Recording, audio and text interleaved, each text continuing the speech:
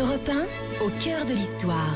Retour aux origines. Et c'est une question d'Esther qu'elle vous pose, Franck Ferrand, par mail sur europe1.fr. Voici le message d'Esther. Quelle est l'origine des prénoms féminins donnés aux ouragans ?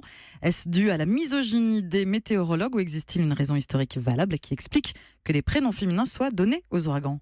Oui, alors c'est pas tout à fait vrai. Esther va voir que aujourd'hui les ouragans ont des noms tantôt masculins, tantôt féminins.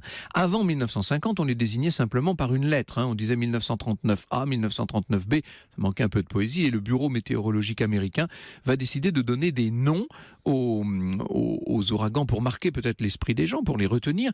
Et on va choisir des prénoms de femmes. Vous imaginez la colère des ligues féministes. Tout ça va obliger les autorités internationales à prendre le soin d'alterner prénoms masculins et prénoms féminins, donc depuis 1979.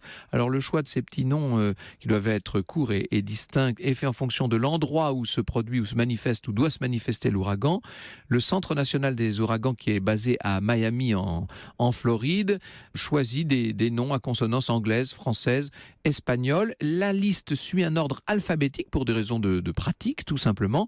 Et certains prénoms d'ouragans meurtriers, il faut le dire, deviennent tellement synonymes de catastrophe et d'horreur qu'ils ne sont plus employés. Par exemple, Sandy, 2012, Katrina, 2005, Allison, 1995, ce sont des prénoms qu'on n'emploie quasiment plus maintenant à cause, tout simplement, des ouragans.